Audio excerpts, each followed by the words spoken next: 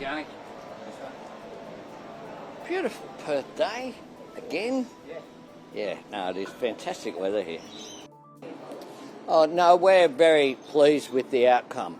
Turkiye will host the conference, but Australia, by having the COP presidency for negotiations, will be in a very strong position, and some might argue in the strongest possible position, because we will benefit from having Pacific issues and the issues confronting Australia that we know Australia is particularly vulnerable for the extreme weather events which we are seeing more intense and more frequent. We're in a position where it either went to Bonn in Germany or went to Turkiye.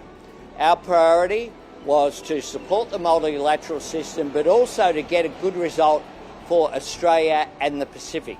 So we consulted our Pacific neighbours. I spoke with Prime Minister Marape, I spoke with Prime Minister Rambuka of Fiji, and what we did, we've come up with an outstanding result.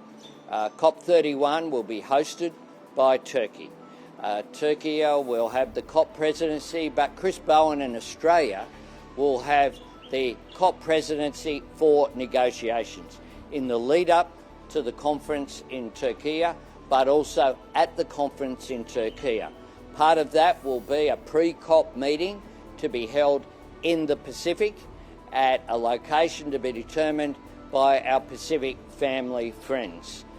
And that will enable us to invite world leaders to make sure that the issues confronting this region, the very existence of island states such as Tuvalu and Kiribati, the issue of our oceans, all of those issues will be front and centre. So it's an outstanding outcome. I congratulate Minister Bowen on the work that he has done. I thank Turkiye as well for the constructive engagement. Two countries put in bids. They both have compromised, which is in the interests of climate change action. This is Australia acting and promoting global action as well.